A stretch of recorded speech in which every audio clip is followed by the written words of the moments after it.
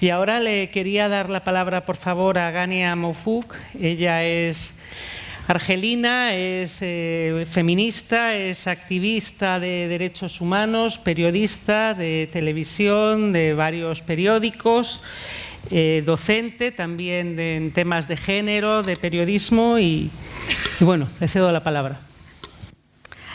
Hola, bonjour. Je m'appelle Ghania Mofouk, je viens d'Algérie, je vis et je travaille en Algérie et je suis journaliste. Je voudrais vous parler aujourd'hui du corps des femmes musulmanes dans l'espace public. Je crois que rarement le corps des femmes musulmanes dans l'espace public a fait l'objet d'autant de débats, de discussions, de lois, aussi bien dans nos pays, à travers les mosquées, à travers les écoles, la presse, etc., que dans les pays que j'appellerais, pour aller vite, occidentaux. Alors, pour parler de ce sujet, qui n'est pas un sujet nouveau, la place du corps des femmes, et je dis bien le corps des femmes musulmanes dans l'espace public.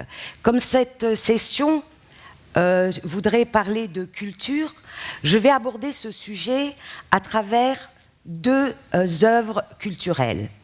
Un livre et un film. Un livre qui a été écrit dans les années 85 par une femme écrivain algérienne qui est reconnue comme étant une grande écrivaine, qui a été traduit dans plusieurs langues et qui s'appelle Assia Djebal, qui nous a quittés d'ailleurs il y a quelques mois. Dans ce livre, L'amour, la fantasia, Assia Djebal, qui est donc née alors que l'Algérie était occupée, pose cette question-là de la place du corps des femmes dans l'espace public. Et pour sa génération, le passage dans l'espace public se faisait par l'école. Ce livre commence par une petite fille dont le père, et non pas la mère, dont le père tient la main et l'emmène à l'école donc de la France coloniale installée en Algérie. Et elle sera la première génération de femmes dans sa famille à aller à l'école, parce que les femmes n'allaient pas à l'école. Et ce passage à l'école va complètement changer sa place dans la famille et sa place dans l'espace public. Et Assia Djebal, dans ce livre qui est un peu autobiographique, dit qu'à l'époque, ce qu'il y avait de plus subversif, c'était d'aller apprendre à écrire. Et l'écriture faisait passer au jeu, à l'individualité femme. Et ce qu'il y avait de plus subversif, c'était que, sachant écrire, elle pouvait écrire une lettre d'amour à un homme. C'était ce qu'il y avait de plus subversif dans ce passage donc de la maison, de l'espace privé à l'espace public. La deuxième œuvre culturelle dont je voudrais vous parler, pour prendre la mesure des changements, c'est un film. Un film qui vient de sortir, qui est tout récent, en 2014, et fait par deux femmes. Deux jeunes cinéastes. Déjà, nous voyons bien les évolutions.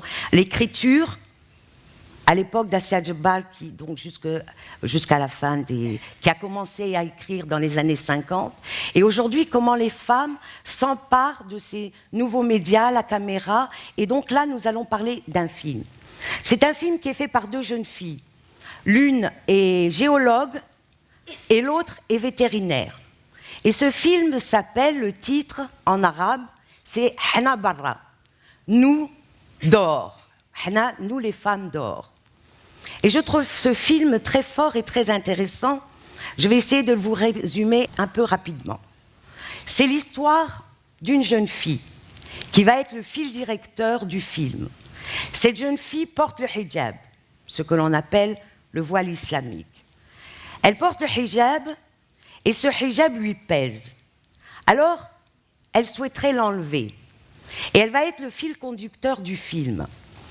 Elle va aller voir différentes femmes, d'autres femmes, avec d'autres histoires ou la même histoire qu'elle. Et elles sont 5. Et elle va questionner ce voile qu'elle porte et son désir de l'enlever. Et ça va donner, c'est presque un film, c'est comme si c'était 5 copines qui se parlaient. Et ce film va révéler des choses très fortes sur ce rapport à l'espace public et sur son rapport à sa féminité. J'ai pris quelques phrases de ce film que j'aimerais vous lire rapidement.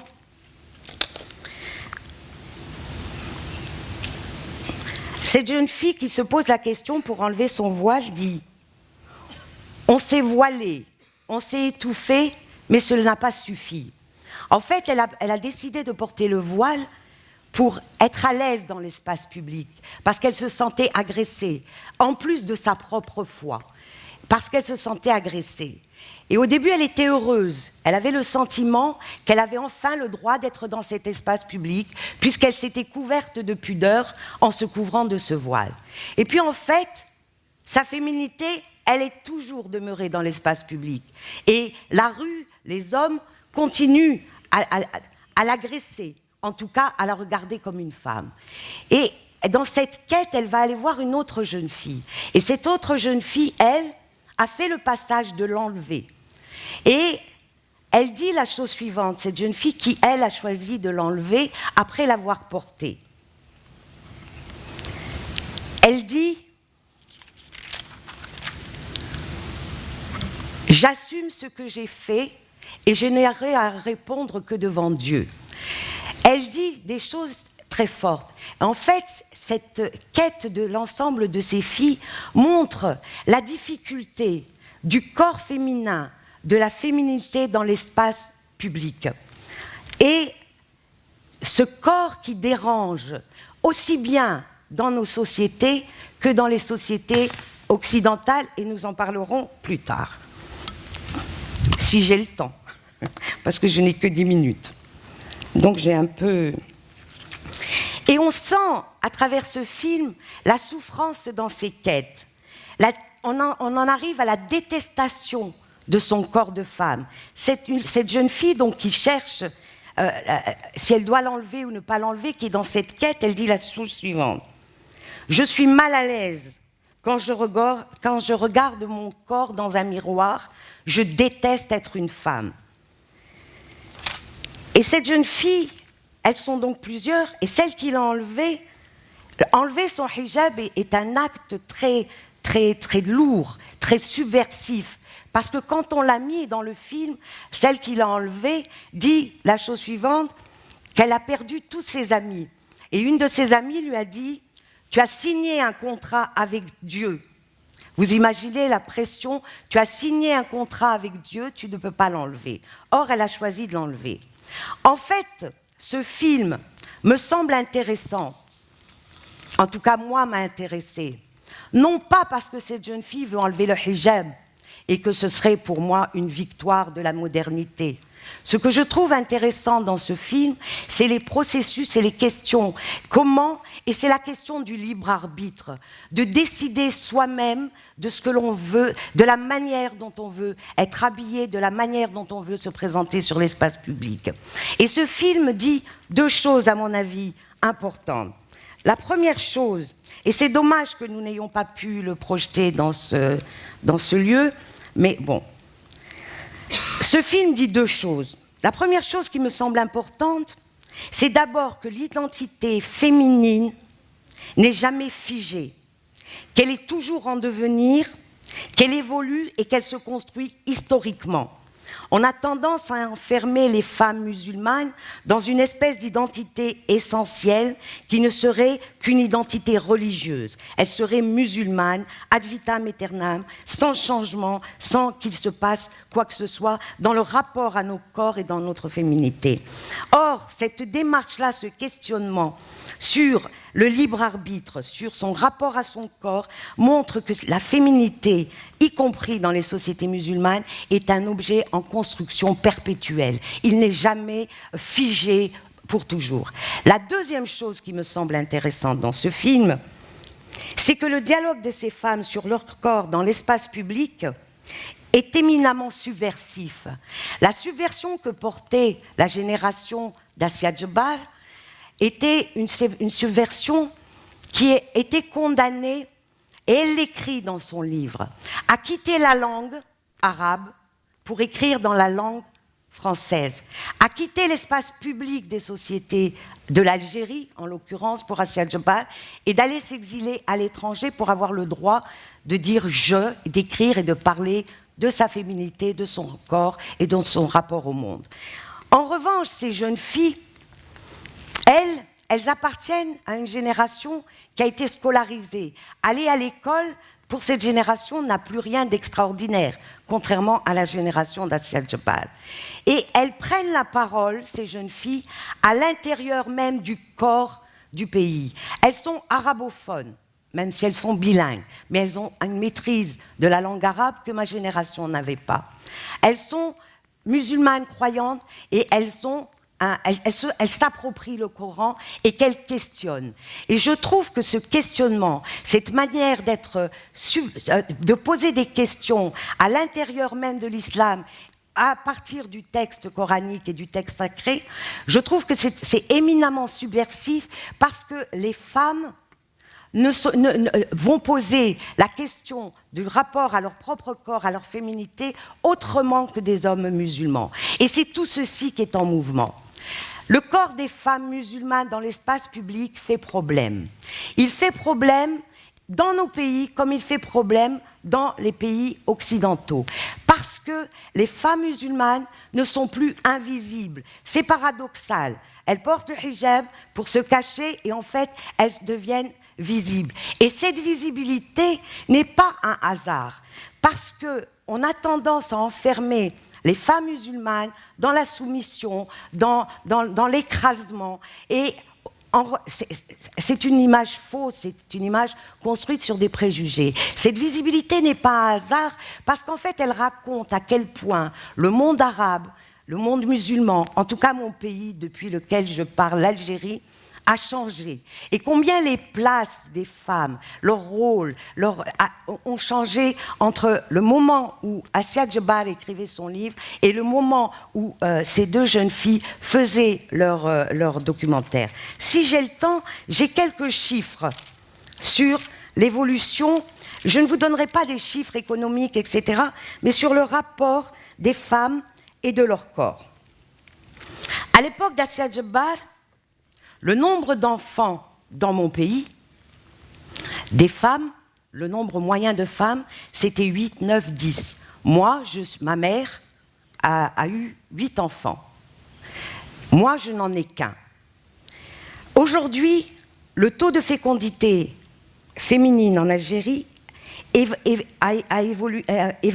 évolue entre 2,1% à 2,8%. C'est ce que nous appelons la transition démographique.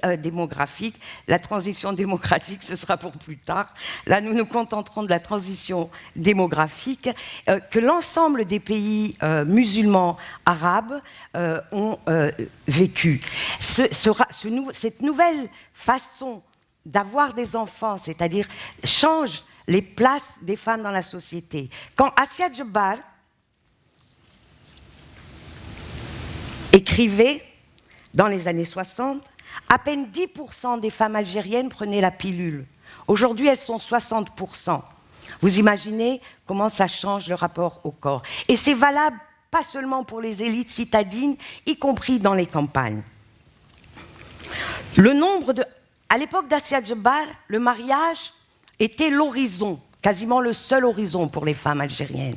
Aujourd'hui, les femmes en âge de procréer, 50% d'entre elles sont célibataires. C'est-à-dire qu'une femme sur deux en âge de se marier et de procréer est aujourd'hui célibataire. Vous imaginez, l'âge au mariage a changé. Ceci change la perspective, la manière d'être au monde des femmes en Algérie, comme je pense dans le reste du monde arabe et musulman. Ces évolutions, ces bouleversements, ces changements sociaux, on en prend rarement la mesure. Et c'est ce qui entraîne de graves crises à l'intérieur même de nos sociétés, des crises de la famille, crises de la place des hommes et des femmes. Et ça bouleverse les rapports hommes-femmes, ce qui explique cette crispation, sans la justifier, ce qui explique cette crispation autour du corps des femmes dans l'espace public. Alors, La question qui nous est posée aujourd'hui est la suivante. Pourquoi le corps des femmes musulmanes est-il à ce point problématique et qu'est-ce qu'il dit? Il dit qu'en fait, le corps des femmes musulmanes est un marqueur non seulement d'identité, mais est devenu également un marqueur politique. C'est-à-dire, femme musulmane, hijab égale islamiste si ce n'est terroriste. En revanche, dans nos pays, femme musulmane sans hijab égale femme sans pudeur. Et cette vision, même si elle n'est pas la même entre nos pays musulmans, arabes et l'Occident, en utilisant le corps des femmes comme un marqueur d'identité, je pense qu'en fait, il y a quelque chose de malsain. Et je pense que ça dépossède les femmes de mon pays, de nos pays, arabes et musulmans, ça les dépossède de leur histoire, ça les dépossède du mouvement et de la construction de leur propre identité féminine. Et ça les dépossède de leur rôle d'actrice. On considère les femmes, que l'on soit du côté en Occident, vous avez vu l'ensemble des débats, est-ce qu'on va l'interdire, etc. L'Occident, en interdisant le hijab, en fait, a le sentiment de défendre son identité, de la préserver. Les musulmans, les hommes notamment musulmans, dans l'espace public musulman, en imposant le hijab. Alors le corps des femmes, entre ceux qui veulent les voiler, ceux qui veulent les dévoiler, devient, pour les musulmans, c'est la défense de l'identité. Et pour l'Occident, il s'agit de préserver son identité que le corps des femmes musulmanes, voilées dans l'espace public, perturberait. Tout ceci fait question et devrait quand même nous poser des questions sur comment on voit les femmes musulmanes. Ne les dépossède-t-on pas de leur rôle d'actrice en ne les voyant que soumises ou en ne voulant que se les soumettre? Et c'est pour ça qu'aujourd'hui, je ne sais pas si j'ai encore un peu le temps, ma chère. Bon, j'ai le temps. Je peux continuer? Bon, j'ai le temps. Vous savez, quand j'étais jeune, en 1979, il y a eu la révolution en Iran. Et je me souviens de Kat Millet. Je ne sais pas si les jeunes filles qui sont là connaissent Kat Millet. Kat Millet était une grande féministe américaine radicale. Et elle décide d'aller en Iran pour aller voir cette révolution qui, on l'oublie, mais en 1979, a été un événement mondial. Et elle arrive et elle demande à voir Khomeini. L'imam Khomeini, accepte de la rencontrer. Et je me souviens de cette image de Kat Millet face à Khomeini, voilée. Elle portait un voile. Féministe américaine radicale portant le voile. Et je me suis dit, nous sommes ici dans des espaces non démocratiques où on impose à une femme comme Kat Millet de porter le voile. Et je pensais que ce qui faisait la différence entre les pays autoritaires installés dans un rigorisme extrême et les pays démocratiques, c'était que les femmes étaient libres de s'habiller comme elles voulaient. Or aujourd'hui, par un espèce de retour de l'histoire qu'on devrait questionner assez intéressant, ce sont les femmes musulmanes dans l'espace public, démocratique, laïque de l'Occident qui font problème et à qui on demande d'enlever leur voile. Et je trouve ça inquiétant parce que je trouve que l'espace de la démocratie aurait dû être l'espace justement comme modèle.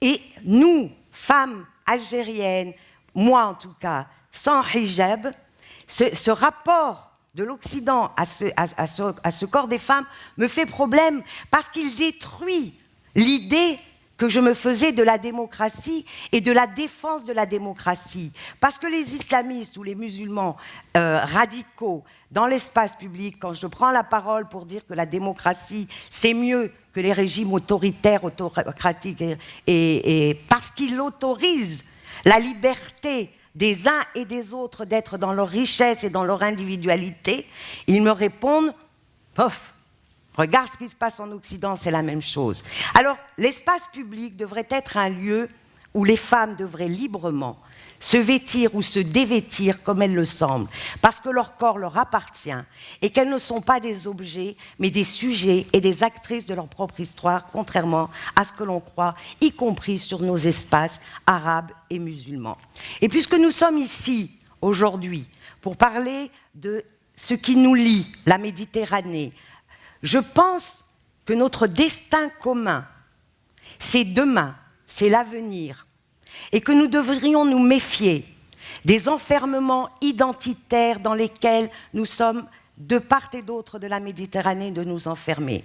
Ces enfermements identitaires qui entraînent à leur tour des enfermements sécuritaires, où chacun de part et d'autre de la Méditerranée serait enfermé dans son identité, dans sa communauté et dans son espace sécurisé, où l'autre fait peur. Je pense que l'un des défis de ce siècle, l'un des défis qui nous est posé ici et de lequel nous devrions discuter, c'est de refuser ces enfermements identitaires parce que nous sommes tous autre chose que juste une religion, une race ou un pays. Et j'aime beaucoup cette expression de Amin Maalouf, un autre écrivain, un écrivain franco-libanais, qui dans un très beau livre parle de ce qu'on appelle les identités meurtrières. Alors voilà, le défi qui est le nôtre, c'est de ne pas nous enfermer dans des identités meurtrières, dans nos préjugés, qui risquent d'entraîner nos régions vers de plus grandes violences que celles que nous connaissons déjà. Et merci.